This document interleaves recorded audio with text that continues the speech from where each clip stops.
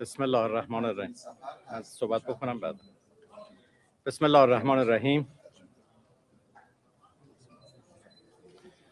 خیلی خوشحال هستم که یک بار دیگه امکان سفر به شهر زیبای بیروت رو پیدا کردم. بسم الله الرحمن الرحیم. يسعدني أن أزور مجددا مدينة بيروت الجميلة ولبنان.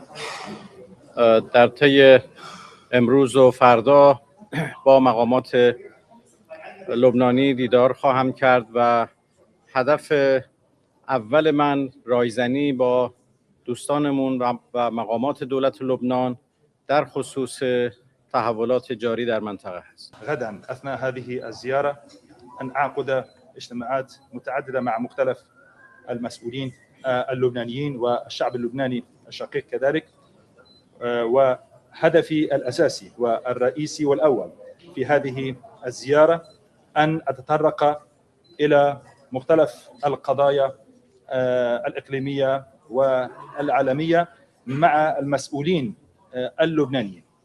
از جناب آقای خلیل حمدان نماینده محترم جناب آقای رئیس بری تشکر میکنم به خاطر هم استقبال از بنده و هم به خاطر صحبت‌های بسیار مهمی که ادا فرمودند. ولا يفوتني من على هذا المنبر أن أتقدم بجزيل الشكر إلى الأخ خليل حمدان ممثلا عن الأستاذ نبيه بري رئيس مجلس النواب اللبناني الموقر بما قام به من الترحيب بي وكذلك ما قدمه من الكلمة الطيبة.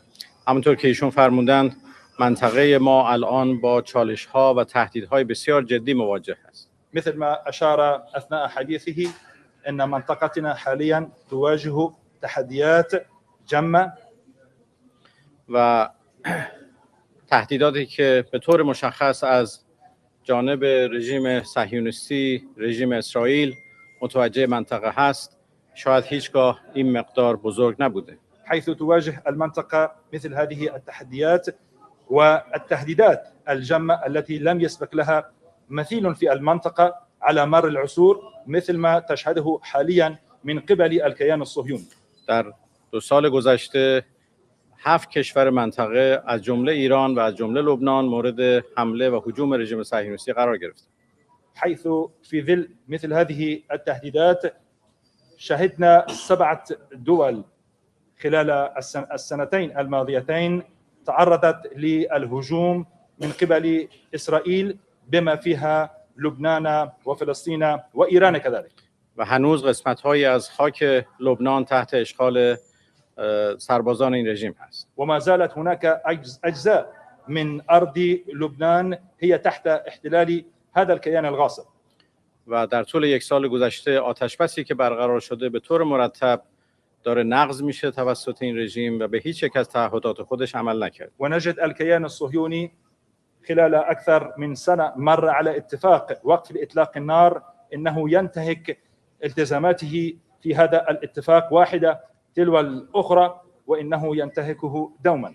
هدف اول سفر من به لبنان این هست که با مقامات دولت لبنان، رئیس جمهور محترم، رئیس مجلس، نخست وزیر، وزیر امور خارجه و دیگر مقامات در مورد این چالش‌ها و این تهدیدها رایزنی نزدیک داشته باشیم. الهدف الأول لزيارتي هذه هو إجراء مباحثات وتبادل لوجهات النظر مع مختلف المسؤولين اللبنانيين الموقرين بمن فيهم وفي مقدمتهم فخامة رئيس الجمهورية وكذلك دولة رئيس مجلس الوزراء وأيضا دولة رئيس مجلس النواب اللبناني والاستعراض لكل ما يجري من هذه التحديات وكذلك مع أخي ونظيري وزير خارجية لبنان. لبنان کشور بسیار مهمی در منطقه ما هست و نقش مهمی در صلح و ثبات این منطقه بازی میکنه. إن لبنان هي دولة مهمة ومؤثرة في المنطقة ويلعب دورا بارزا ومهما في منطقتنا. جمهوری اسلامی ایران با همه کشورهای منطقه در حال مشورت و رایزنی و تبادل نظر هست و سفر من به لبنان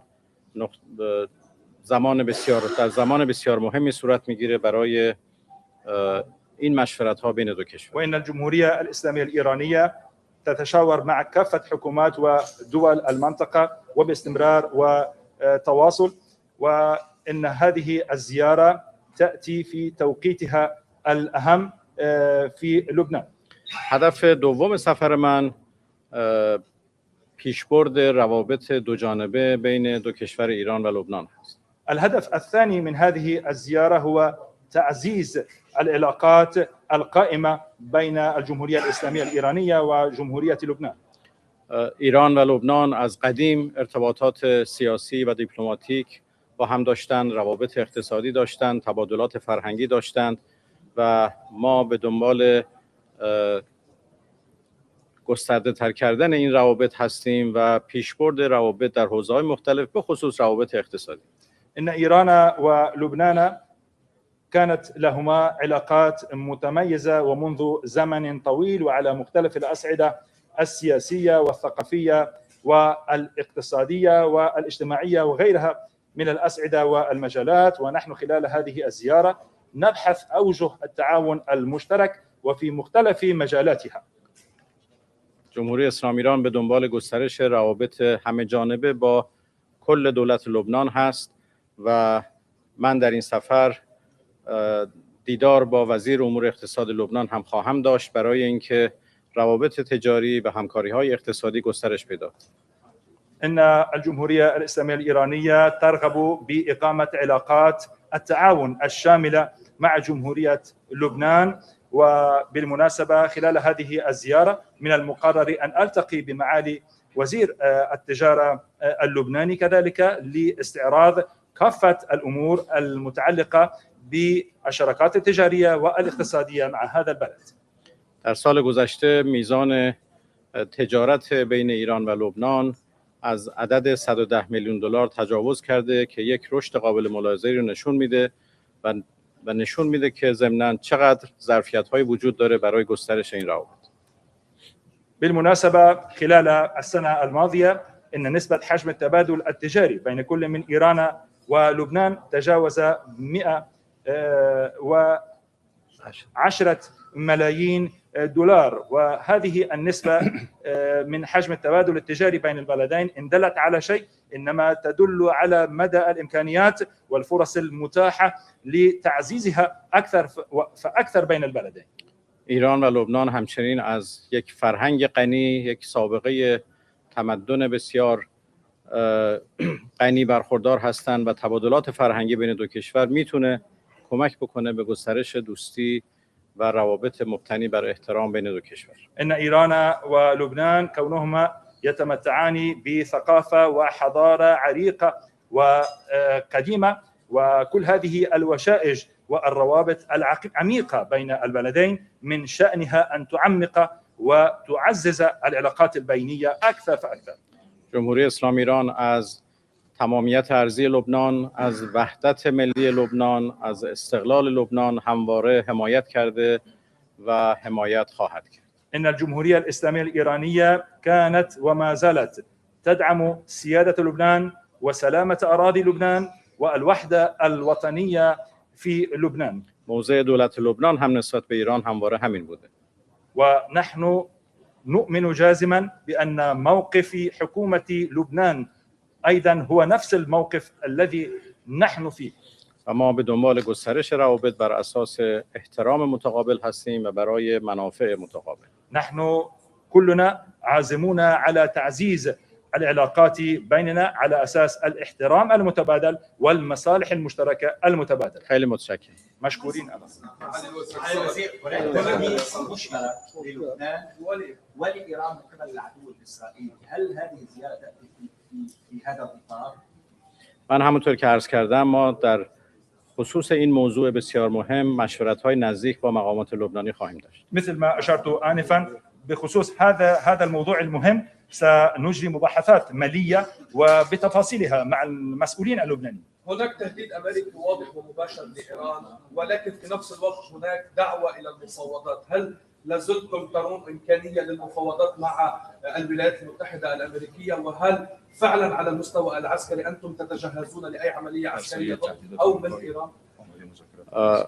آمریکا و اسرائیل یک بار حمله به ایران رو امتحان کردند و در این و در مقاصد خودشون شکست خوردن. إن أمريكا وإسرائيل اختبرت مرة واحدة هجومهما على إيران، وهذا الهجوم والاستراتيجية لديهما منيت بالفشل الذريع. و هر بار دیگه که این تجربه رو تکرار بکنن نتیجه مشابه خواهند گرفت. وإنهم إذا أعادوا الكرة مرة أخرى إن النتيجة مثلها ستكون حليفة لهم. ما برای هر وضعیتی آمادگی کامل داریم. نحن جاهزون لأية وضعية كانت. ما خواهان جنگ نیستیم، نحن لن نرغب بالحرب ولی برای جنگ آمادگی داریم. إلا أننا جاهزون لها. برای مذاکره هم آمادگی داریم. ولا يفوتني أن أقول بأننا جاهزون كذلك للتفاوض. ولی مذاکره‌ای که بر اساس منافع متقابل باشه، بر اساس احترام متقابل باشه. ولكن أقول بأن التفاوض الذي نحن نعني به يجب أن يكون على أساس احترام متبادل وعلى أساس المصالح المتبادلة. هر موقع آمریکایی‌ها پذیرفتند که مذاکره با دیکته کردن تفاوت داره، یک مذاکره معنادار میتونه شروع بشه. ونعتقد بأن الأمريكان وقتما وصلوا إلى هذه النتيجة بأن التفاوض البناء والإيجابي هو الذي يأتي في إطار عدم الإملاءات.